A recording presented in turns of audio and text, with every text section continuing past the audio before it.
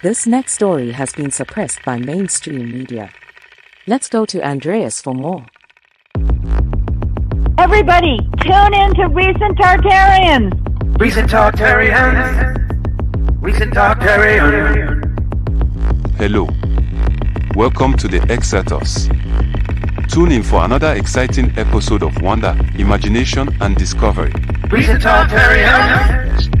Она образует всеобщие закономерности, определяющие законы классической физики для нашего Sometimes I мира. look at the moon and just think, the skin's beautiful. Baby, when I met you, there was peace unknown. Что касается энергии наномер, то она превышает ядерную в немыслимое число раз, в 10 в 74 степени. That's it. That's it. That's it. With your arms now. That's it. That's it.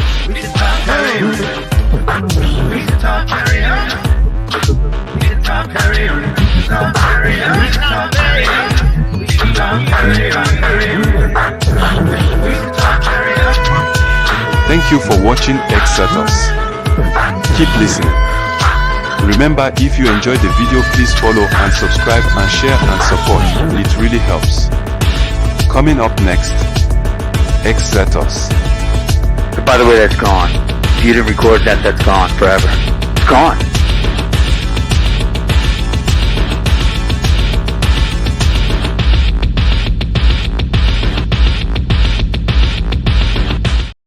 Ladies and gentlemen, he's smart, he's funny, he's talented, he's Raphael Comenci, and this is Neuropa. How's it going? Hi Andreas, how are you? Hey, buddy. So, let's start with a couple things that have been like emotionally bothering me. Let's see, Matt Walsh published this the other day. He said, at the grocery store conducting my weekly milk surveillance, if I see any gross raw milk for sale, I immediately call the police.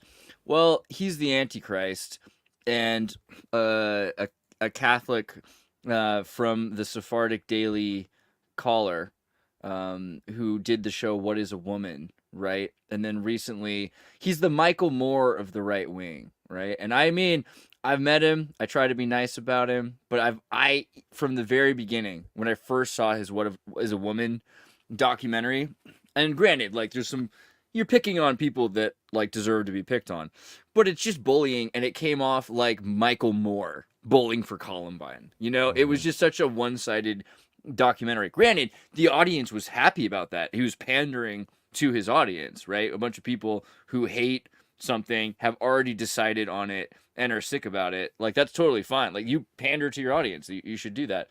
But at this point, he's well known for being what he is, who he is, and he thinks he's like smart and shrewd because obviously the people that he's trying to correct have like emotional, psychological, and mental problems. So he's thinking, okay, well, you're an idiot and I'm so clever. I don't know. It's funny that I'm taking such a harsh attitude to have. I never took this harsh of a stance before. I was like, yeah, it's Michael Moore, it's whatever. But the raw milk thing freaking got to me. You know what I mean? Like, how dare What is this? he saying there exactly, please? And is it like sarcastic or what is he talking about? No, he legitimately is against raw milk. And so let's just start with what I said. Why? First, Matt came for the communists, and I said nothing, for I was not a communist. Then Matt came for the women, and I said nothing, because what's a woman? Then Matt came for my anime and my raw milk. I mean, like, this guy, he thinks, like, he's got one major win with saying that the biological femininity is somehow different than social engenderment. Granted, he didn't even use big kid words like that. He just was like, what is a woman? So he's kind of created this documentary where he's like, let's just find like the dumbest people possible. I think I even had heard about a documentary and maybe even at some point thought There's about no way maybe you I missed want to it. watch that, but I think it was like behind a paywall or whatever initially. Yeah, I'm sure it is. I never, But, so, yeah, well, that's another aspect. I wasn't that interested in it. So let's just say. But anyway, Didn't pay to see what's it, but don't what's worry. his point? What's his point he's making? Like that it's women feminine are if it's raw milk biological. and it's No. but Those are three different things. So the Okay, first please thing he explain. did The first thing he did was What is a Woman, the documentary where he's saying biological women are women, and that engendering social norms have nothing to do with gender. They're just reflections, and as long as they're subservient to biology, they're acceptable. Like women belong in the kitchen would be acceptable to Matt Walsh because it's based on lobster to some pathological degree. You know what I mean? That's what he is. That's who he is. He's a Catholic. He thinks, even though he doesn't know what Catholicism and he agrees with is. Jordan Peterson, or what? Only because of that lobster reference. They hired him, right? Because Peterson. Oh, literally? Yeah, because Okay. Daily Caller. Right. Let's do the thing. So Ben Shapiro. I see a pattern emerging. Yeah, Ben Shapiro, who created the Daily Caller, and also worked with Matt Walsh for a while, and now they go head to head. This is the 2023 last year, and then now Matt Walsh has his own kind of thing that he's doing, but I think it's still produced by Daily Caller, right? Isn't that the deal with Matt Walsh? Is it? And did he do anything before that too? Because the name really is familiar to me for some reason, but not much more than that. I mean, it's just, bruh, it's like, oh, great. This is what he's just like, all right, we need to have one of those guys on our daily talk show kind of guys. Like, that's all. I don't mean to be such a jerk about it, but the thing is, he's the wrong kind of Catholic. Like, he's anti-New I was considering how hilarious it is that if he is technically against, without any of my perspective on it, but if he's against that type of transitioning or whatever, and then maybe all day is sitting there staring at such individuals and debating them, it's kind of hilarious. Exactly. It's like a weird preoccupation 100% of the time. 100% of the time. I don't mean to be like that either, because I don't hate these people. Like, the raw milk thing got to me. Like, you don't talk about things you don't know about. Like, you don't know about raw milk. You don't understand the raw milk protests, right? Like, you have to remember raw milk raid Santa Monica. I saw people getting beaten, you know what I mean? Like, kicked. I believe he brought this up once before, but yeah, this is the point. Like, did he do any, posts or anything about related topics before, or he's just coming out with whatever he wants? First he did that, then after everyone agreed with him on the woman thing, because they're like, well, yeah, you interviewed a bunch of idiots, so it's like the gun control thing. These people don't know what they're talking about, and they're for, calling men women. Like, that doesn't make sense to my audience, blah. So then he's like, and another thing, anime makes people gay. You know what I mean? And, like, they're like, wait. Like, that's, like, a pretty far presupposition. And another thing, video games are driving down sperm counts, he says. Things like that. And you're like, what? Is that true? Do you know? Is there, like, a correlation there? Or is it maybe that people who play video games are not doing physical activities? Like, what is your thing that you're saying? Is it because they're getting medical treatment? Because they're more open to it? Like, can you tell us your non sequitur, your non causality? Can you explain that? And another thing, no, he just goes on. Raw milk is bad for you, and you're just like, dude, like, explain your case ever. You know what I mean? Like, ever, like, because it's not what he does, and especially now because he can't go around Michael Mooring people because they'll look at his face and be like, that's the schmuck from the video. We got to get him out of there. Get him out of here. So we'll try to do something about like people who believe in white guilt. And they kicked him out because they're like, you're Matt Walsh. Like a Borat act or something so people don't recognize him, maybe. Dude, he needs like plastic surgery, or like, someone should just like, if he just broke all the bones in his face and like reassembled them like in that, the Da Vinci Code, or the sequel to the Da Vinci Code. Doesn't matter. Okay. So yeah, I think raw milk is good for you. There was a point to that. It was that the pendulum is swinging back right now. It used to be this pendulum was swinging left really hard, and we were in this kind of crazy gradient, which I kind of think of as like perfect lighting, because you have no hard light from one side or the other side, just this milieu that was where South Park and free speech existed in the late 90s into up until September 11th, right? And then it started swinging back. Late 90s up until September 11th. I like how you define that period. Yeah.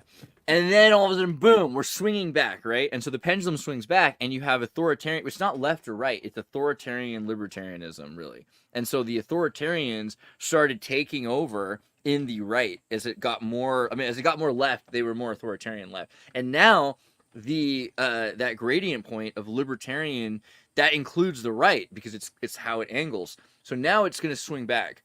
And as the bell swings, we're going to go even harder right.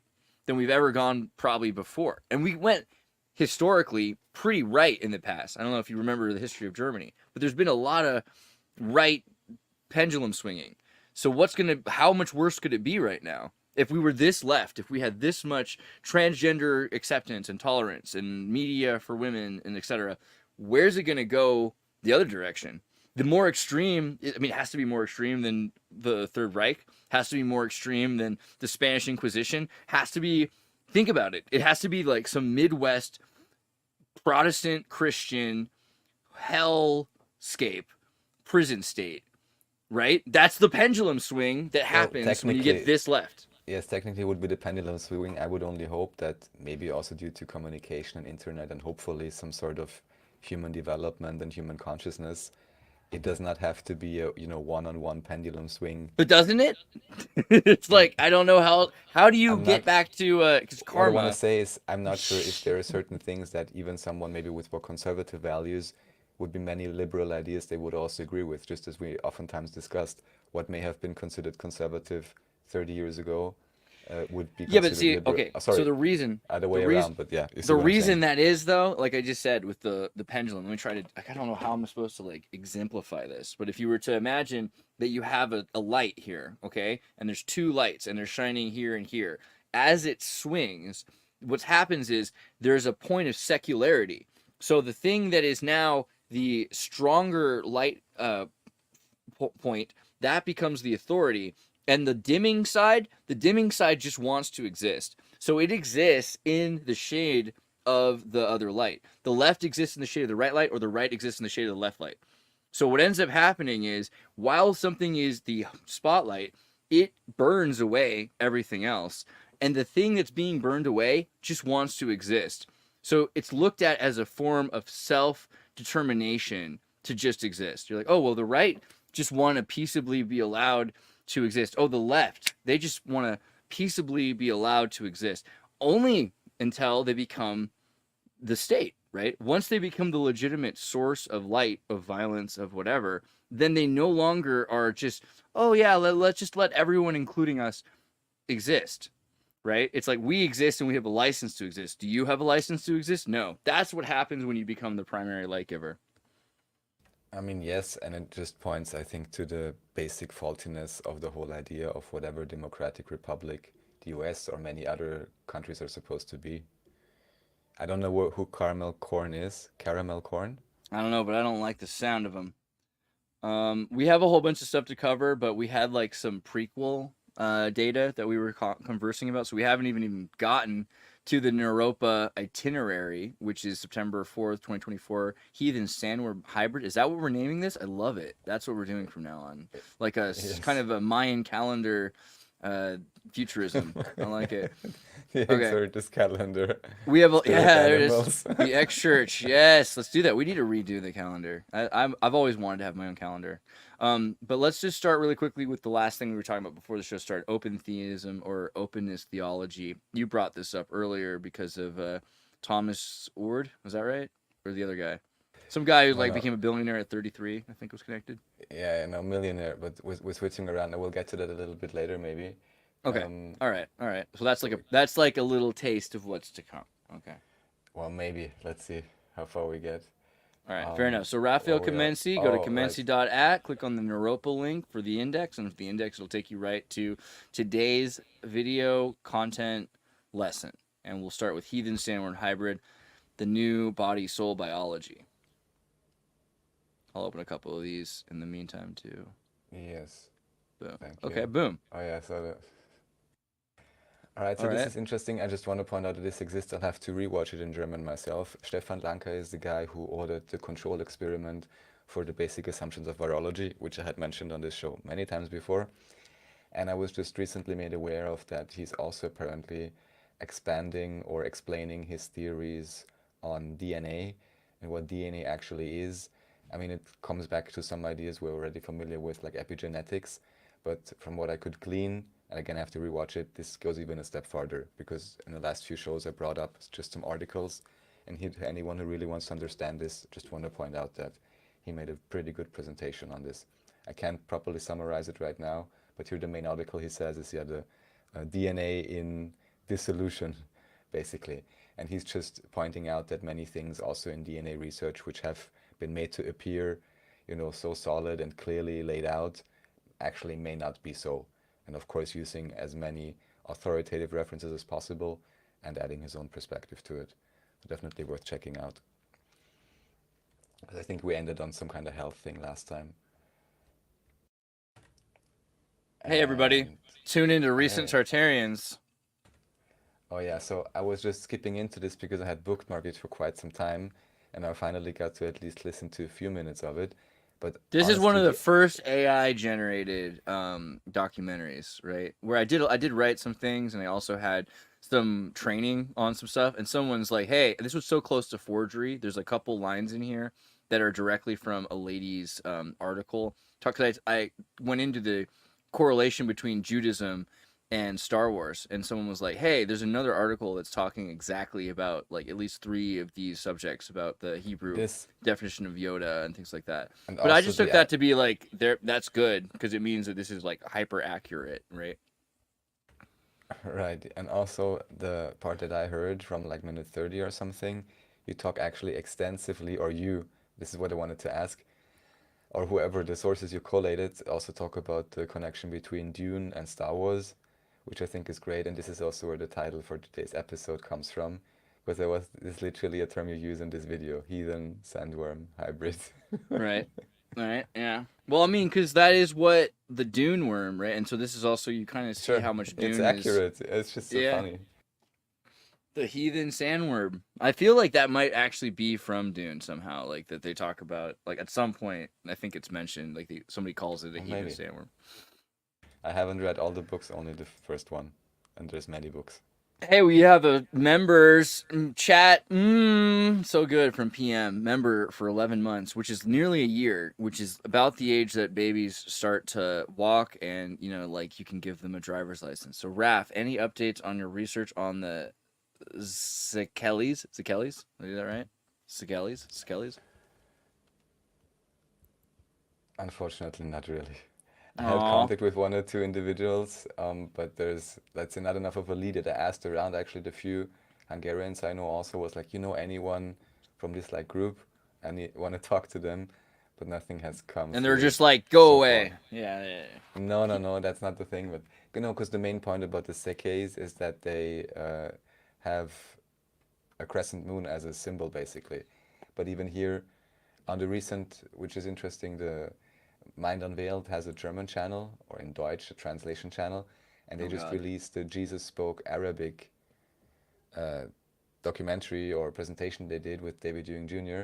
And there also someone commented and said, like, yeah, from what he understands, even here for Islam, the symbology only came about maybe 100 years ago. So also then, again, what does this crescent moon represent exactly? Because the flag of I would pronounce it Seke, I believe, is a crescent moon and a star, right? The goddess, though, right? Almost always Hungary. Almost always the goddess has the crescent moon in her hat, or she's standing on it. Mary, Mother Mary is often depicted on the crescent moon. So I think it's often like the femininity, the menstruation cycle, the moon, right? Right. Star Wars. It's deep. Foundlings of the Realms of Unreal. You guys have definitely, I hope you've all seen this. This is wild stuff, Yeah, and I heard apparently this documentary was also shown on mainstream TV or something. Well, in Canada. I hadn't heard Socialist Canada. But that's, in deep, darkest Iron Curtain Canada, like they show things behind the Great Wall of Maple.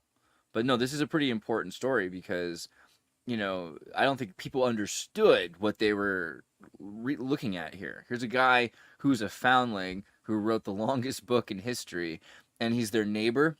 You know what I mean? It's this quiet little man, and like basically if you have a journal or a diary about what's happened, you already know more about history than somebody who's just reading the newspapers, reading the fake news lies from, or reading the history books. God, even worse than the fake news, because now it's fake history that they've had time to correct. So if you have like a record of everything that's gone down this guy's 100 years old, right? He knows things going back that most people have forgotten, and you can either make a diary or you can tell something even more real than your experience, which is something you think is happening. And this whole idea of transgendered girls getting kidnapped by these rapist Confederate or Yankee soldiers, and this huge war going on, the war against children.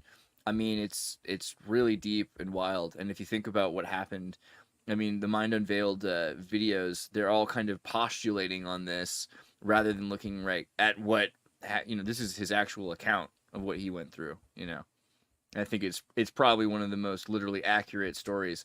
It's also veiled in a Wizard of Oz like fantasy, but it's so accurate.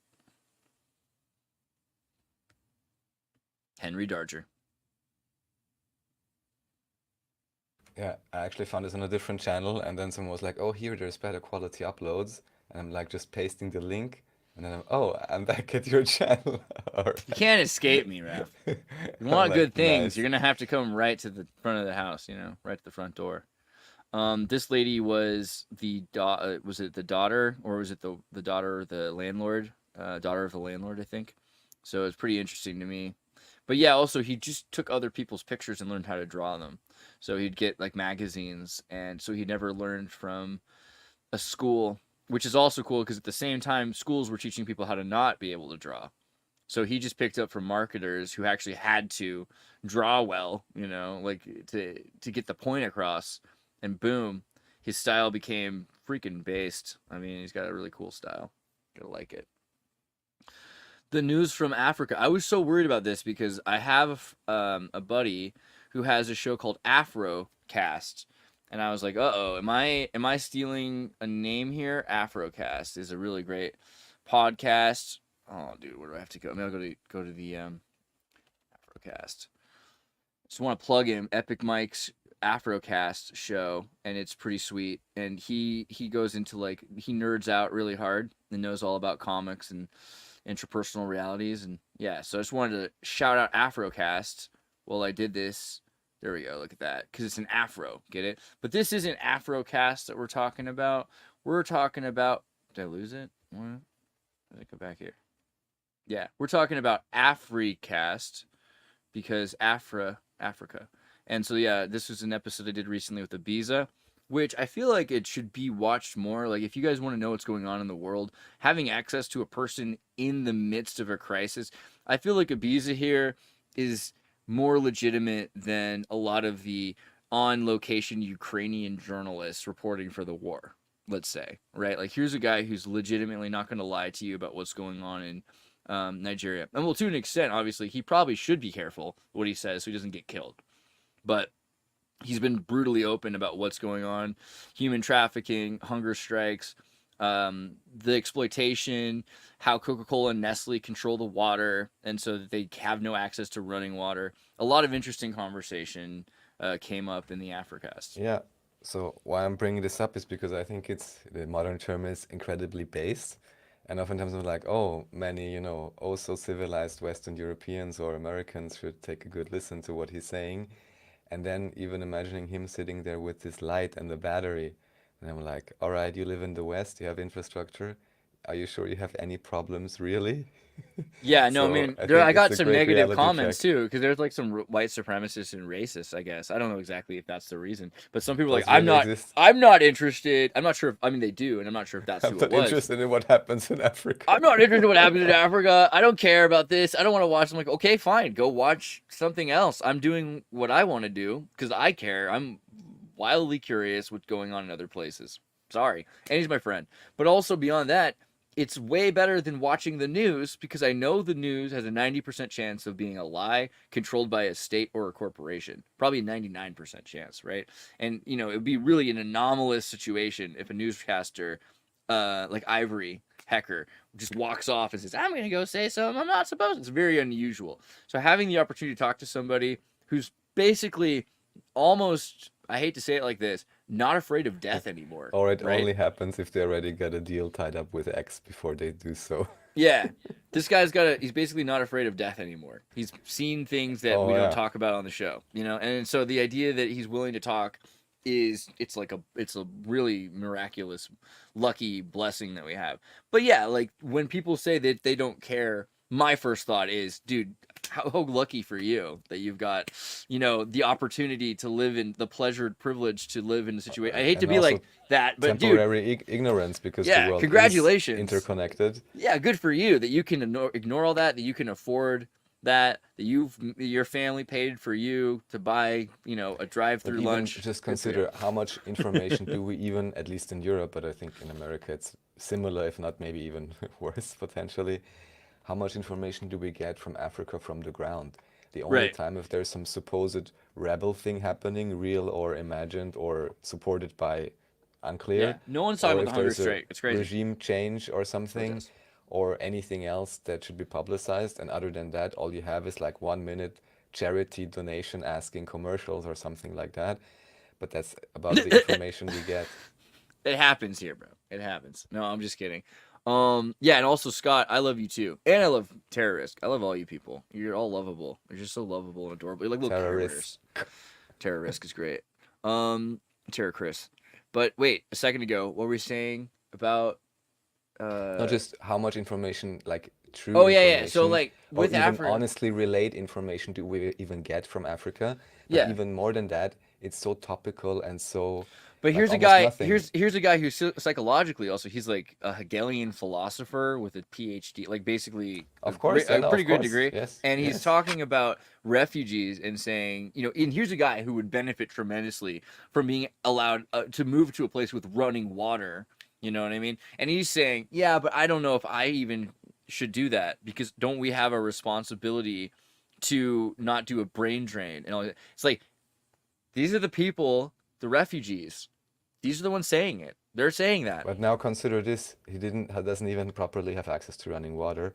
How many people in America or Europe, and I'm not attacking anyone, just saying, were ready to jump ship when it was not so clear how long or extensive any type of lockdowns or other things. Oh, dude, I was trying to get out before it even happened. Are you kidding me? So I'm just saying, like, it's a matter of attitude also. So. Yeah. But also, like, the privilege to be able to leave. So if you make sure that a person can't leave their state, then they're trapped. You know what I mean? And these are nomadic people that have walked from place to place, walk 1,000 miles, live in a place for a while, 4 years later move to the other place that they've been waiting for. So to divide that up and to say, oh, well, this is your state and you guys are indigenous, that's not technically true, right? Like, these are nomadic people.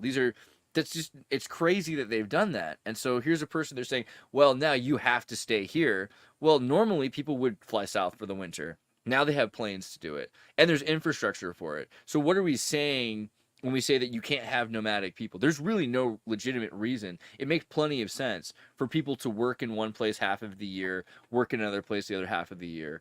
We have the infrastructure for it. So we've just developed the system where we're afraid of immigration. To be perfectly honest, if we just consider tourism and the incredible effort that goes into that, and just in India on the beaches or whatever, building and each year anew, and then something like this should be equally feasible.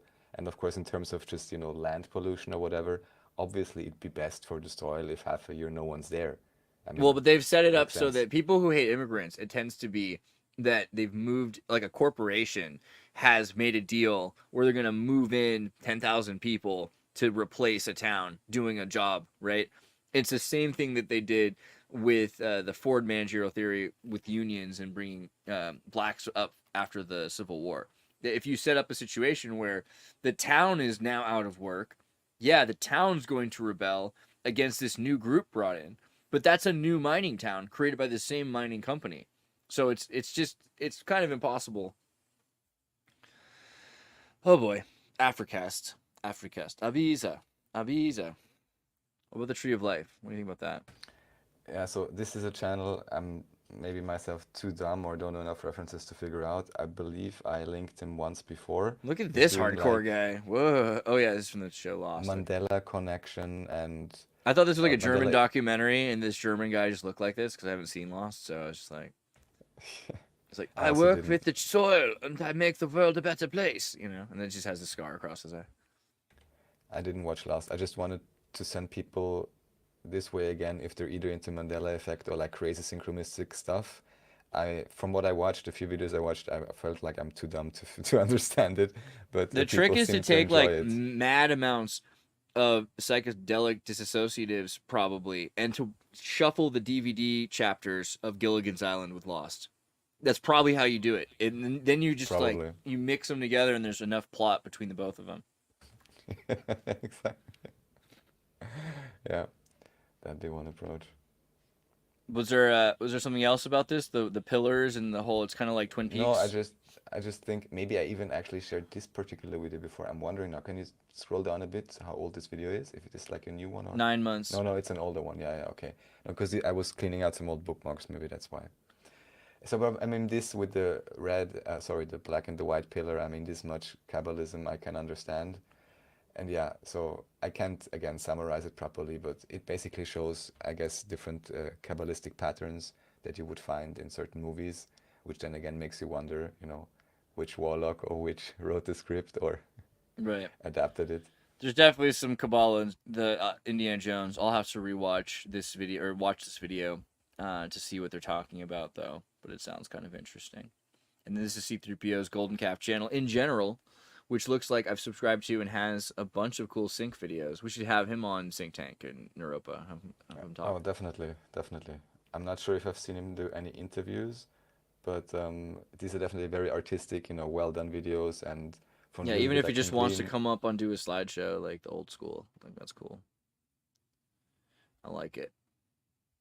Nice work. And then Dr. Andrew Gallimore and the DMT realms with DMT entities. Yeah, so I only managed to watch this halfway so far, but quite interesting ideas. They talk about what the machine elves could be, this and that. They talk about their experiences. Yeah, I still have to look into it properly, but it was like these two guys, they seem to kind of make sense in terms of what they're talking about and what they're theorizing about in terms of, what the mind creates. And people also enjoy it, and it has also very few views, so yeah. I'll rewatch it incomplete, and we can maybe talk more about it. Yeah, it just felt like there's actually two guys that try to have a more nuanced understanding, let's say, of whatever's going on. Looks legit. And then this is this is just a joke post. But you tell me what this is, please. Block scripts. There you go. So the Princess of Bulgaria had allegedly some sort of serious fall and some sort of infection after the fall, and like her nose cartilage shattered and all these things, and so she had to get like some horrible surgery that over the years there's been corrosion in the cartilage, and so she's had to get plastic surgery to have almost a normal nose, a fake nose installed. And it's just a Michael Jackson story, basically. Like maybe she was hyper addicted to hormones for vanity reasons. It's totally possible, but the official story is like she wasn't. She was beautiful, and then she fell on her face, which it could have been. You can postulate whatever you want. The royal family, maybe there's some crazy shovel accident. I mean, like the royals shoot each other all the time. Like who knows? But it's totally plausible that she also just fell on her face.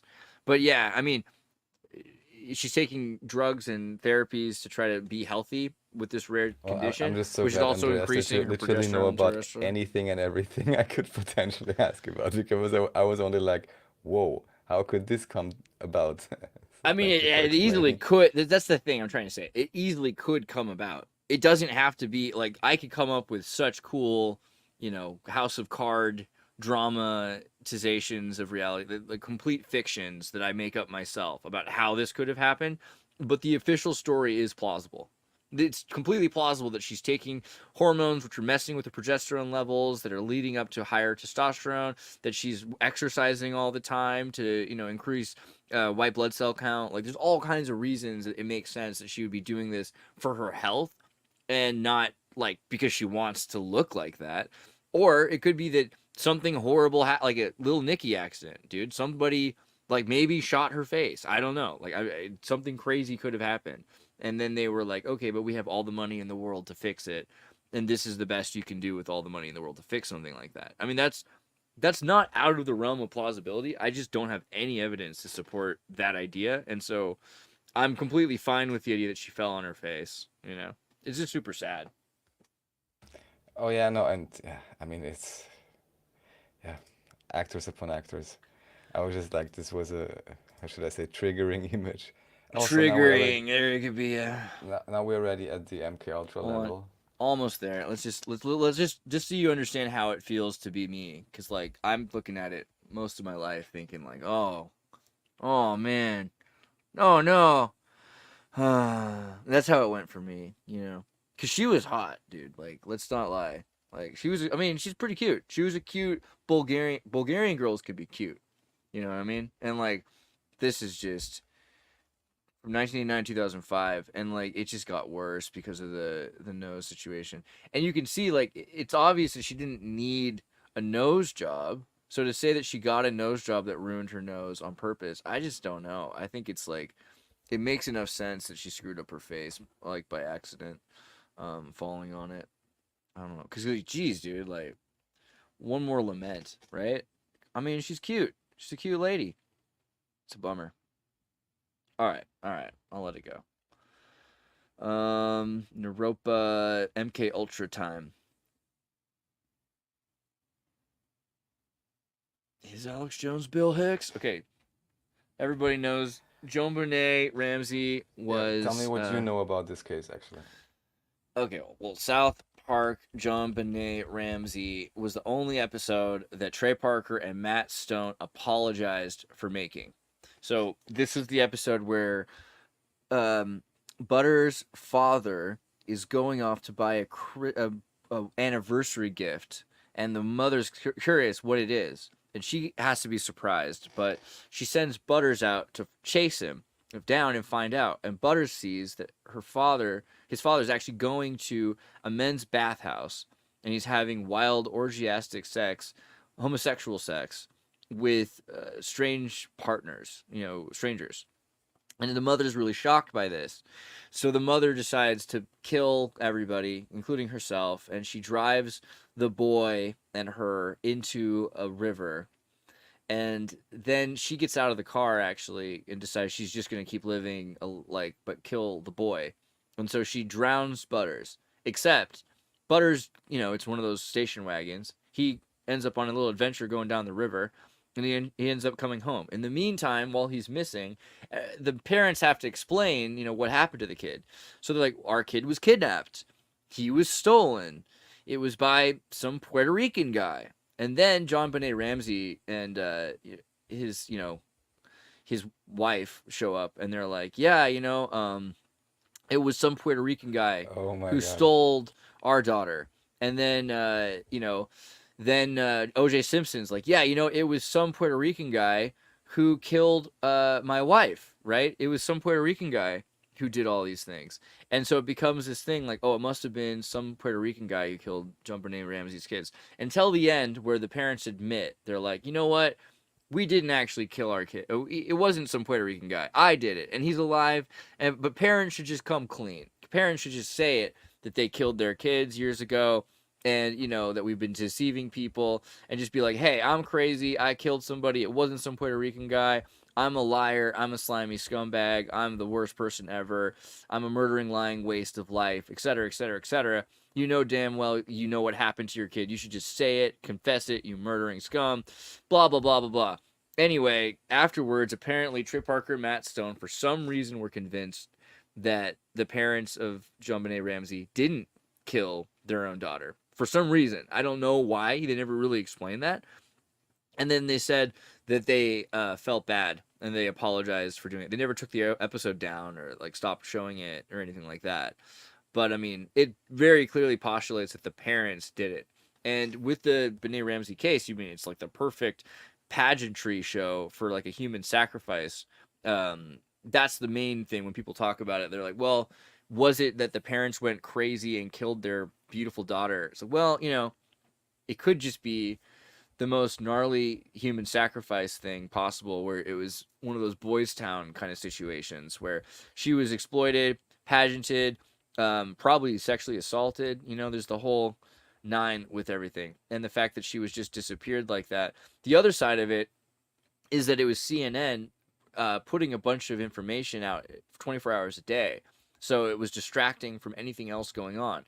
There were tons of other kids missing at the time, but this was the one that was a pageantry Right, this showgirl. was so popular, right? Yeah, people had heard of the show, heard of her, and she was pretty, and it made it happen so well. And so this also, all these stories at the time, and I think this is interesting to bring up, because if you watch 12 Monkeys, there's a kid who's in the well, and there's all these stories like, Lassie, there's a boy down the well, and that idea of Alice tumbling down the rabbit hole, like this idea of all these kids are going missing off to Neverland, and they're tumbling down the rabbit hole, all these, metaphors from kids' books being used in newspaper articles describing what happened to the kids, right? Like things that, if you read that, you'd be like, huh, a kid tumbled down the well. Like that, it sounds, I mean, I get it, like you can believe that's a true story, but it also sounds like something out of Mother Goose, right? And there's a lot of what the missing children stories in the 90s looked like. And that's my JonBenet Ramsey story. Oh, and I love this guy, by the way, Schnoblin, Bill Schnoblin. But yeah, what do you got? What do you got on JonBenet Ramsey? Yeah, You think so the Jesuits basically, and the Boys Town thing is really it? The Franklin scandal? You think that they had to do with it? oh, I'm not sure if that's. Can you go back one bit, just like you Sure. did pre-processed now? The lodge, There was a or document. There was a document. I'll go a little bit further in. It was black on white. I don't know where to look for it. I'll just Okay, no. scroll. Understanding the brainwaves of your children. Alice in Wonderland. Disney Black and White Dog. Child abuse and Satanism. Is it right around here somewhere? Or maybe I saw something I didn't. This it was back there. The snippet, I guess, the black and white snippet. I think, Did I just pass it? but it's alright. So There? This? something that was pointed out. Okay, maybe yeah. Something that was pointed out is that what's interesting is the father, or her father, had like some government contracts Mm-hmm. in a company called Access Graphics, when apparently they did something, again, this story akin to Google Maps or mapping out for some wars, and they supposedly did that, and it's just always very eerie how these cases then very quickly seem to connect to big power and big money as well. And from what I understand, this case was basically sealed as a case of national security, which, yeah, well, Yeah, so there's something to that. Definitely. I don't know. I mean, I don't know exactly what happened to Ramsey, but I get the feeling it wasn't just some clean cut thing, and it looks like kind of a Epstein kind of moment. But who knows if yeah, she's and even dead? Like, what if she's like a Russian pilot now with a mansion? You know, like their identity. Maybe she became a spy and she lived happily ever after. We I don't would know. wish so. I'm not sure if that's the case in this case. Every And anyhow, spy lives happily anyone, ever after. because anyhow, I don't want to dwell on this, but who wants to go They deeper don't. on this, check out Nachiketa's channel. He did some great, also insights into this, and Nachiketa, also who's he? with the I'm people just kidding. I've been involved. watching a lot of Nachiketa recently. I just saw his best of Nachiketa video, and he's hitting hard. I love that guy. Here's he's live right now. No, okay, lyrical. That's clever though. Look how he does his thing. Oh, what is this? Chakra That's Borsi. There's this is definitely a different Nachiketa, but I think we should steal that thumb and give it to Nachiketa. Like I'll reface him in it because I think that works. He does a lot of good stuff. He's doing a lot of good videos right here. He's growing at an admirable speed. He's doing videos with Raph. The best of Nachiketa and Z is the one I just saw recently. It was a kind of an interesting conversation that happened. But which one did you want to share? Stationary and Rising Earth Discussions. It's the newest one, right? Oh yeah, that's also cool. I mean, what Nachiketa is great at is, having an open mind towards all ideas and even openly inviting critics. Yeah. The one video I wanted to show here is, pointed it out once before. So to anyone who wants to go deeper into this, they can check out here the video called The Bizarre Case. If you just search on his channel for Bizarre Case, and then you should be able to find it. It's on Lives in this case. Oh, but here it is. The Yeah. bizarre case of Bob Enyart. Yeah, because strangely enough, and of course, everything is just, how should I say, conjecture and imagination or whatever, but it's very strange, all the connections here, and also that apparently there's at least one individual with a quite big documentary they made, making all kinds of allegations and claims against this individual, but they never sought to remedy this. You never sought to get a cease and desist or whatever these things you would do, right? So yeah, but it seems to be a very dark case, and again, as I mentioned with the Access Graphics thing, very closely associated. And here another Yeah, thing, I was which what I is another said. crazy It's the Epstein connection. thing. Yeah, exactly. The other crazy connection, I just randomly saw this on Mindshock channel, which where he's showing pictures where it may well be that for some reason this very famous individual was around Right. that girl as That well, which of pageant. course Yeah. is like, yeah, it's just, yeah, what Yeah, to say. dude. I mean, I mean, like, what if she's alive and she's now the new Glenn Maxwell? No, and that's the thing. So That's how it last goes. time, you know, I showed the image where you said, oh, it could be random Mexican uncle, somebody that eerily looked like Epstein, yeah.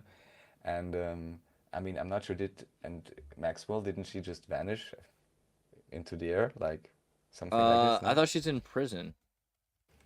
Yeah, She's well, in that's what prison now. everyone thinks, I guess. So then it's all right. Yeah, she's 20 years in federal prison. Yeah, 2022 mugshot. Yeah. Yeah, I don't know, man. I mean, I feel like it's easier just to like. They're probably safer in jail, right? Like it's like a Pinochet kind of thing. We skipped ahead by accident. I'll go back. Hold on. Stop this. Okay, because God is free, the future must be open. OpenTheism.org. We looked at this earlier, but we didn't talk about it. But I know William Duffy. So Right, so this is the interesting thing that Will Duffy, who for many years has produced the Bob Enyart show, from what I understand, and he's also now he's basically the way he describes it, he took over his church or his followers. I'm not sure how to say. And what's interesting is that he's apparently been producing stuff for quite a few years, or here it's even on Bob Enyart's channel, and that he's putting forward these postulates, which interestingly enough are 33 postulates, just as he became officially a millionaire at the age of 33, which I find curious. look at this guy right here. Yes. Nachiketa. I will have more content about Bob Enyart and Will Duffy. Oh, will you? Well, I will have to check that out then, won't I? Thank you, Nachiketa. Yeah, so here, this is more like the philosophical angle, you know, if we don't want to talk about all the potentially I want to other see you stuff. people subscribing, though. Like, that's all Oh I'm yeah, saying. for sure. Get Yeah, your we're act checking together. now. There's like 100 people. If maybe I don't 30 see are this go subscribed. up, you're So it all in has to be trouble. 2,400 at least. I by want the to see time we this end the number stream. rise. Unless if you don't love me enough to make this number rise, then who do you love? You know what I mean? Like, get it together. Okay, so Duffy, though, he talked about the geocentric Earth model, right? And he's kind of a spiritualist about that. How big is his Yeah, well, religion? so what's interesting is this is something I guess he wrote a few years back, which at some point I haven't really looked into it deeply, but would be interesting to look at philosophically at Open some source point, that theism. whether we say it's, you know, it checks out or not. And yeah, of course, Will Duffy now is known to run the Final Experiment, and yeah, from the little bit that I understand, and I'm really not an expert on these cosmologies and earth shapes and all the models, of which there are also many, but even just the very basic idea of him making a basic generalization and claiming, oh, because some individuals that are known proponents of so-called flat Earth at one point have said that if there is a 24-hour sun observable in Antarctica, this would invalidate their model. And Will Duffy basically generalizes that and now says, well, we're going to do this expedition, and if we can observe the 24-hour sun, which in itself is maybe not exactly defined, is it daylight, is it sunlight, how many suns are there would be my next question, and many other things, what happens maybe during that particular time in that region, what is the real trajectory of the sun, I would not claim to know. But anyhow, the whole gamble being that when this is observed, if the experiment even actually happens, then the whole debate is settled, and ideally people will delete their channels or completely change their viewpoints, which is a little bit strange because from a very, very basic understanding I picked up, how do you want to determine the shape of what you're standing on by some phenomena that you're observing in the sky? And going off of certain models, of course, which may very well be completely inaccurate or only applicable in a certain extent or in certain applications. So yeah, it looks like a huge setup, especially because as a supposed millionaire, he claims to fund these trips out of his own pocket with no ulterior motive, although it has been shown that he has been disingenuous in terms of how much he claims to know about different cosmologies, for example. And yeah, and also it is strange that he spoke with the Antarctic Trip Company and supposedly officially did not even ask them whether they would have observed the famed 24-hour sun, which of course could everyone, or him in this case, save a lot of money. Just, agree on some other form of doing proper documentation, send a high-tech camera with the Now next I'm group that's pissed going to go for anywhere. a whole other reason. So I was thinking about open theism, and I was like, I have a thing kind of like open theism. I created E-Masonry. Open source E-Masonry builds its pixels amongst the many internets and in the hearts of memes, right? Know it, ask no secret. All are welcome to be one, ask one, right? And I feel like this group undersung. You know what I mean? I felt like there's a lot of potential for E-Masonry. And then I go here. And look at this. These freaking Freemasons go and try to have their own E-Masonry group during the time of Corona. I can't even believe this. I'm gonna start like, hey, look. You think you're a secret, David Bindel? Yeah, you think we don't know you? Look at this picture of you. Yeah, that's what you get for trying to keep secrets in my E-Masonry. Taking my group. All right, I feel better. Moving right along. Nachiketa. Yes. Is Alex Jones Bill Hicks? Alex, Yeah, so Bill. honestly, I would always have veered on the side, naturally be like, oh no, I don't know. But I mean, it's an interesting video. Everyone can consider it for themselves. Don't even need to put forth my opinion or not. But I was like, oh, here actually, it's a good case where it could be an open question whether this could be a thing or not. Aside, of course, from the very much known fact that I believe Bill Hicks, Alex Jones, and Joe Rogan all had the same production company. Funnily, synchronistically, if you can believe in that enough, called Sacred Cow Productions. So there's all kinds of interesting symbolism and connections there. Yeah, there's definitely questions to be asked, I guess. I think the most important one is that where Bill Hicks ends is where Alex Jones begins, in terms of Bill Hicks begins or Bill Hicks ends with Waco and Alex Jones begins with Waco. And I just feel like there's something to that for sure, at least spiritually, mimetically, that where Bill Hicks ends, like the spirit is picked up. It could be Maybe it's easily just that a he's just picking up on. transmigration of souls. Why not? I Let's honestly, stay there's no open to all possibilities. there's no reason not to think that. I mean, he doesn't look. I mean, unless you think like this is the most amazing plastic surgery job ever. Like, if he's still looking as good as he does, and he looked like where's the picture? Like that. Like, he really came out of Bill Hicks looking like $1 million. He looks 10 years younger. He looks like Patrick Bateman. He really was hyper. Like, this is a beautiful looking guy. So I don't know. It's possible, but considering what we just saw about the Princess of Bulgaria's plastic surgery, it's like, wow. Again, how lucky are you if it turned out like that? Because a lot of plastic surgery doesn't. We've seen the more advanced masks, so maybe it'd be even cheaper. But maybe How not do you everyone wants to wear a mask. how do you wear a skinny mask on a fat face? Like, it's just not. It's not really a thing. He'd have to have done a lot. He would have had to have done aqua lipo, right? Like hydroliposuction, where you put water in and you pull fat out. And he'd have to do a lot of like that. Plus, he would have had to do crazy amounts of working out. And I think he would have had to quit drinking for a long period of time to be able to, to be able to go through the surgeries and everything like that. And yeah, his face doesn't have any scars. Scars tend to arrive with time. Like, even if you were able to hide them because they're kind of, behind your ear or something like that. Like, I've seen him a lot. I don't think he's had really reconstructive facial surgery and new cheekbones and all that stuff. It's possible. Anything's possible. Just because from this analysis, even he likes mentioning it again and again. So, maybe it's good to keep. He thinks it's fun. That's the other thing. He thinks knows? it's fun to talk about, which makes it to me seem like you'd probably squash that a little bit harder somehow. You know what I mean? Just be like, yeah, it's, even if you publicly say it's a joke, you'd probably pay to have effort put out into making it look like Bill Hicks was certainly dead or something like that. Like the CIA or somebody would make it more obvious. I think that they're trying to make it look like he's dead. I don't know. Maybe not. Could be. Adorable. He's just adorable. That's the thing. And he looks more like Bill Hicks now than he did before. It's up to you what you think of that. The Memo. Washington Lee University School of Law Scholarly Commons. Memo, 1971. Yeah, here, to actually understand anything of it, we should look at a summary. This was supposedly, if I understood it correctly, some kind of right-wing, quote-unquote, or conservative paper speaking out against left-wing, but by some then it's construed as like the corporate takeover of America.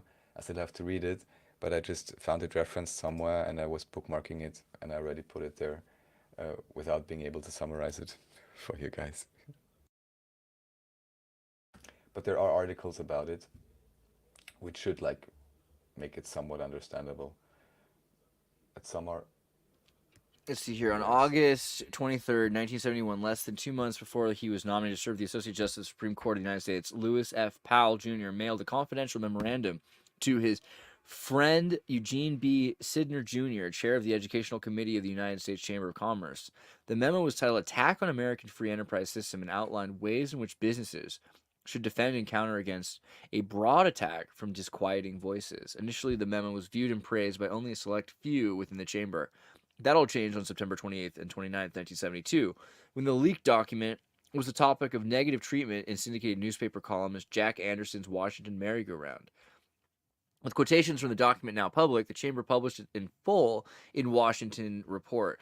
The Chamber's newsletter, an off-print of the memo, was made available to anyone requesting it from the Chamber. Interest in the memorandum was revived in the early 1990s. The Alliance for the Justice 1993 I mean, you can report. keep reading, but here they literally only talk about the technicalities and they don't actually summarize the content. Maybe they're like, oh, you have to read it yourself and make up your mind of what it actually says. Because from the articles, like more political, I've seen both sides or different takes on it, let's say, how it is interpreted. Because that's always just a full memo. That's not what I mean. Because some of newspapers and so on wrote, well, let's just look at his face. I think we can get all we need to. I mean, there you go, right? Like, now I know everything I need to know about that article. Look at that guy. Right? Yeah, maybe. Evil. No, he's probably all right. He's corporatist. BuzzFeed, Andrews Tate. What? Oh, God, that guy. What about him?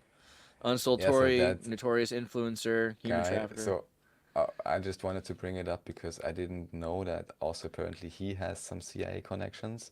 Well, clearly. And at the very least, I'm not sure if we spoke about it like with his father, like even here, then it's, I don't know what to say, because his father already was popular and famous. And I just wasn't aware basically that there's a quite clear, let's say, power and money connection with Tate, and that he's obviously not just a random phenomenon, but yeah. But there's a few words written about that. Emery was later stationed at RAF Chicksand, a Cold War signals listening post in the UK. We met a local woman, Eileen Ashley, who would become Andrew and Tristan's mother. Andrew's dad used to call him a super baby. He really loved that, being dad's super baby. Aww. In later years, Andrew would call himself Cobra. Get it? G.I. Joe, Cobra. It's like a thing, bro. It's a military joke. Like what is the percentage of U.S. individuals that are in the army or have relatives that are in the army? Good question. A lot, probably. Is it like really that many? Army. How? Let's just ask ChatGPT. How many people in America are in or have relatives in the U.S. military? Just all military, let's say. Yeah. Active duty, 1.3 million, with an additional 800,000 reserves, 17 million veterans, and so around 10% of the population has direct family connection to someone who either is or has served in the military. Mm-hmm. Okay. Yeah. I would have estimated higher, like 20%, but I guess I'm wrong. 10% is probably reasonable. It's kind of crazy to think about. There's not that many people in the U.S. who are military, and how that affects America's love or dislike of the military. I mean, in the Korean War period, everybody was part of the military, right? Everyone was drafted in World War II, so it was very differently approached, right? Now people are afraid of the military. How many of those are like intelligence or worthy for special kind of missions? How many of them then retire or don't really ever actually retire? And then how many of their children become strangely famous? Well, somebody's got to be famous. Don't you think right? it's also like a cutthroat thing? Like, who wants to be famous? Like, do you think this is fun? Like, who wants to be like people looking at you and you walk around in the airport and they're like, they know who you are? It can be kind of unnerving. And I feel like, yeah, there's a lack of self-confidence or something for somebody who's like really obsessed with the goal of being famous, Definitely, right? definitely. I mean, that's the whole actor syndrome thing, or however they call it, right? You're a super baby. Okay, but how do I become a regular man? I don't know, something like that, right? Like he's trying to impress his father, and his father's like not impressible because he's in the military. I feel like that's a big reason why that happens. And the less connections you have too, because there's this thing where if you love your family, you're not going to be sacrificing your family to be famous. Being famous, they teach you this, and you have to sacrifice everything, right? And you look at how lonely and miserable you have to be one of these pop star people that are like 17 and they're like the most paid. I mean, it's patently, she's so lucky, she's a star. every time. Nachiketa knows what I'm talking about. But yeah, open theism seems like a good idea, and I think we should just jack it, because the beautiful thing about openness is it means you can just fork it. So we should have open theism 2.0, and it would just be like fixed with X-Church. The corrected version with just annotations. corrected with like, yeah, it just redirects you to X-Church, like rebranded. That's a dream. Okay, MK Ultra done. That was a great closing sentiment to MK Ultra. Isaac Luria. Oh, I love Isaac Luria. Yep. You tell me about him, because also this is one of those things where I just for some reason picked up on him. I mean, this is also a suspiciously medieval persona. I haven't met him. He's been dead for a while, but he, if you like the Kabbalah and you study the 15th century Kabbalistic prince, then Luria is one of the earlier famous Kabbalists. No, I mean, he's after the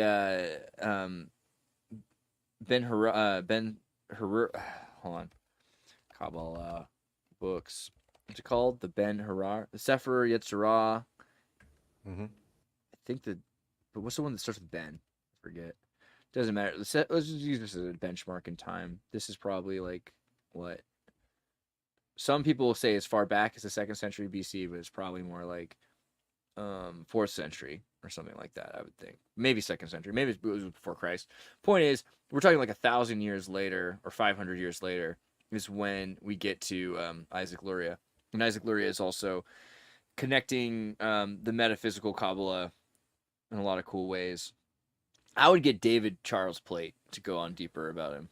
Oh yeah, probably. That's what I thought too. I'll do that sometime. Yeah. It's just one guy I picked randomly on the links that I had. One is, the next one is fun, the resources search. That's all the symbols you're not allowed to use according to the ADL, the Anti-Defamation League. And I have to say, honestly, when I started scrolling, I was like, oh my God, like how many freaking pages are this? I'm not going to be able to write any messages to anyone because there's so many numbers or stuff. I was like, you have to be really I'm going to show even them the Triforce. No, they have the Triforce too. What if I just show every hate crime symbol all at once? Whoa, the hyper hashtag, St. Michael's Cross. Wow. Even St. Michael's Cross is in trouble now. Okay. No, not the Othala rune. You can't take away every rune. Is every rune in trouble now? Like just any rune at all? That's sad. The moon. Yeah, well, obviously some of these. I can get that one's probably not a Boy Scout knot, Jeez. Well, I mean, okay. I mean, I could live without They put the Half-Life symbol there on too. I could live without a lot of these. I could communicate pretty clearly without. Wait, no way. Coors beer is a hate crime. Just because Adolf Coors made a beer doesn't mean that Adolf Coors is Adolf H. Like, come on, bro. Like, that's just ridiculous. Yeah, right. It's a slippery slope, I guess. So actually, I was more talking about the numbers right in front, where I was like, oh, there's so many. But I'm almost back to the numbers. I'm almost back there, I swear. There they are. Look at this. 5, 8. It's like quite a few numbers. It's going to become difficult if you want to be an entrepreneur or something. Oh my God, so many numbers. Trouble. Well, that reminds me of what was the thing I saw? It was like 1488 Dentistry. There was somebody 1488 Dental, and this is this company in Texas, And it was just because the address is on 1488, but 1488 is, like you just showed, a hate crime. 14 and 88, because there's like, I forget. I'm not really, it's not my like expertise, I'll be honest. But it's like the 14 laws or 14 words, and the 88 is like HH. I think I got it. I think that's basically what it is. But there's like 14 words, 14 words that say like you're gonna protect the white race. I think it's like I really don't remember the whole thing. Anyway, Okay. 1488 became like I think they've taken down some of the reviews. Yeah, you can't see the reviews now because people were saying, "Wow, 1488 dental made my teeth straight and white, the way they're meant to be." And all this stuff, it was the most brutal trolling. It was like thousands of people from all over the world and country. Like people in Romania, yeah, they were just like, yeah, they really like took my cavities and they rooted them out, and it was just cool. I like that. So granted, I think that's wrong, and it's probably bad for their business because a bunch of people are going to think that this like, I'm sure they have like black hygienists and Mexican hygienists. They're probably not all blonde, blue-eyed, white, neo-fascist dental workers. So, you know what I mean? Like, it's Could you imagine that? It harms their business. Yeah, what if they were all Mormons and they're like, oh God, change the name? Yeah, I could see that too. But no, I think it's the other way around. And they're like, but we're not. And so then it's bad for their business. But at the same time, how much attention you get from that. Or it's good because if anyone takes a second look and let's say see the black receptionist or whatever they need to alleviate their fears, then we're like, oh. But who has time to take a second look? I think they're counting on that people are tired, lazy, and they're just looking for a dentist for their kids. You know what I mean? Or like they have to get a root canal or something like that. But yeah, I don't know. That's fair enough. 1488 Dentistry, ADL. I got a lot of ADL pages to close now. And then is there more? I had more. Like, see the before the iPad, there was the Honeywell kitchen computer. Yes, I've seen one of these. I'm sure you knew about this. Oh, I've seen one at the Computer History Museum. Really fascinating. There's actually a video on the Honeywell computer from the old days. You can actually watch like a film on how it was gonna work. Let's see, like Honeywell film. If I can only find it. Yeah, the $1 billion brain kind of thing. The movies yet. There's I'm trying to find it, and I'll have to find it for you later. But they talk about like predict recipes, future computers in the future, 1969 computer, future recipes, home. It might be here. Yeah, I think this is basically the thing. So you can do online shopping in the future. You'll be able to look at photos. You can see right here, she's looking at a photo on the screen of a outfit, and she can decide if she wants to buy that outfit or she wants to see it in a different color. You know that the neighbors are coming over, and they've sent over from their home their dietary restrictions. The computer indexes a list of potential recipes using the food that you already have, and maybe assumes that you need to purchase some things, and puts together an online shopping list.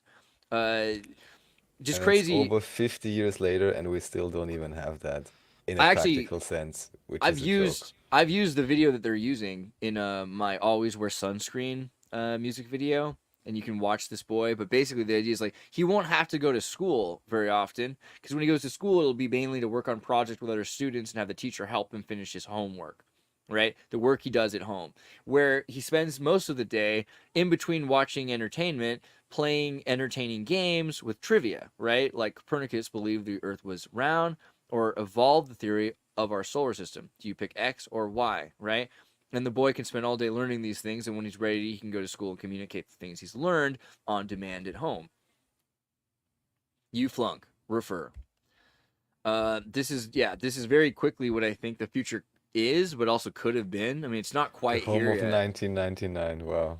Yeah, the home of 1999. And yeah, like basically, I think the major point is that the computer is at this point integrated into the home. So the main person using the computer is the wife and the mother. And they're like, this is a crazy idea. For the cyborgization of the home or anything like this. But I have to say, in terms of what was even imagined back then, it's really, I have to say I'm disappointed. And I think it's kind of sad. That The actual nothing progress for more has happened since pragmatic 1954. for pragmatic solutions that really are effective and affordable and all of that. Yeah. So Well, okay, I'm but like, like just where is because this you tech said that, future they're promising? Is like, well, well, you somewhere just, in the movies it exists. I I can make mean, it work one time on a movie. I just learned about steam ovens, so like I didn't know this was a thing before, but Oh yeah, obviously steaming. no, Hmm. no, no, like it is a steam oven. So what it does is it shoots jets at the food. Hmm. You know this already because you're from the future in Austria? Okay. Well, I just know the low-tech version of it, but yes, Yeah, okay, for sure. Yeah. yeah, Yeah, okay. this version, yes. Good for you. Okay, but no, this is like it shoots steam jets on food. This is the future, right? Steam jets. Yeah, bro, this is so good. I can't wait to have one. And so this is the future of all cooking. And you can imagine this is the kind of you can see this in 1954 in this in the cooking video. They show like dehydrator, hyper steam cleaning of all the dishes. You put them in the thing, they pop in and out. You basically have everything automated. And the plan is that the wife will, like the vacuum cleaner, replace the broom. The computer, which you think of as a businessman's office machine for calculating census, is now practically being used in the home to help organize the life of a family. And that's taken the burden off the wife, which then presumes that the wife can take a job doing something else for society, pushing society forward more, right? And so this is the altruistic utopian future of computers in the home. But there's problems that we've seen emerge from that, right? Like obviously you're no longer present, you're interacting with people. Maybe the wife is talking to the neighbor or the husband's talking to the neighbor's wife, right? Like there's a lot of things that happen all of a sudden because of the taking away from the presence with people and the lack of social. I mean, they try to kind of go over that, but really like think about how it destroys the social behaviors because everyone can do exactly what they want to do. So no one has to compromise on a group activity. And it's crazy, you know, to think about how they thought this was going to make it more convenient to do other things, but those were the things they relied on to have to interact with each other in the first place. But don't worry, because there's still games for people. There's Steam Pinball. Yeah, so just because you mentioned Steam, and for some reason I had to think of this, both because this is like, to this day, strangely enough, the best pinball simulator I ever played. I played this when I was like 10 years old or something. Strangely enough, this runs like on a 166 megahertz machine just as well. And I'm bringing it up because of the Steam theme, because of it's really well done. And also it's one of those examples where I'm wondering like how can it be for 20 years? I tried some more recent pinball simulators. I couldn't play them longer than 15 minutes. They're like, compared to this, they're no good. So, you know, there's this, isn't there even the saying with the Matrix or some meme or something where they say, oh, 99 was the hate of civilization? Yeah. This was around that time, and whatever happened, like it somehow went, maybe the graphics went more I feel high like it was definition, just but everything else went into the can. 1999. We were just on the other side of the hill. Like 1997 probably was the peak of civilization, and you could maybe make the argument that it was another foot up to get to 1999, but it could have been a foot down because as soon as 1999 happens, we're so obsessed with eschatology, the apocalypse, the end of the world, the end of the century, the beginning of something new, that it was like a funeral. 1999 felt like, you know, Marilyn Manson fishnet funeral. And 1997 was like neon colored IMAX that you could see the blood and guts and circuits of the inside of, right? You could see the soul of the technology back then. Something special about leopard print and Backstreet Boys, NSYNC, Britney Spears, Spice Girls. I really, really, really want to Zigga. Okay, I'm done. Is there anything else? Like, I think we covered most of our links, bro. You just did Yeah, that. we're done with this, yeah. There was a Kalani Thank link, you. right? Did we do the Kalani thing? What was Kalani Yeah, about? I think it's only that David recommended her and said like, oh, don't you know her? She's so famous now or something. I didn't even really listen Is to her this yet, I is think. David producing a pop star? Is that his new I thing? don't know, I don't He's like, know. oh, she's so famous. That's exactly what I would say if I had my own pop star. There's a show I want you to check out called Glow about women's wrestling. Have you heard of it? the year is 1982, Fine. and they decide that women need to start taking over the businesses, right? And this is the most literal, like, this is weirdly the most watchable chick show. I'm gonna call it that because it's like a drom-com I've seen in years. And I don't usually like Mark Moron, but I do here. Maybe I relate to him too much, and that's what problems I have with him. Maybe it's not that. I don't know. But basically, the women find out that wrestling is fake, which is like, great, now we can do it. And the woman that they get involved with it is a soap opera star. So she sees a wrestling match, and she sees the lore and the arguments happening before the fight, and she's like, oh my God, it's all soap opera. So it becomes like the greatest possible thing ever.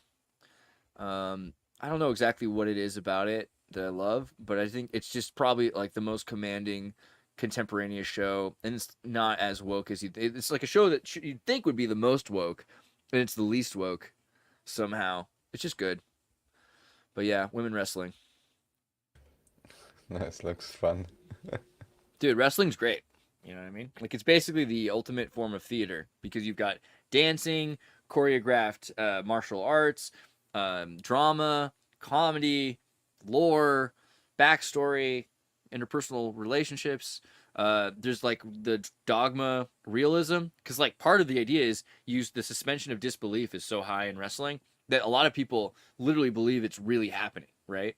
Which is, so the way they present it, like reality TV, kind of the beginnings of reality TV are coming out of wrestling, right? That false documentarian look. So you can get a lot out of understanding how people present reality through wrestling, I think. I would agree. Well, I got nothing left. The poor kid's exhausted. Maybe you should drink some raw milk. I think that'll help. Well, Raph. Yeah, we should go back to that at some point, for sure. Yeah, I know, we gotta look into that. There's nothing wrong with raw milk. It's pretty good. Where's my, how about this one?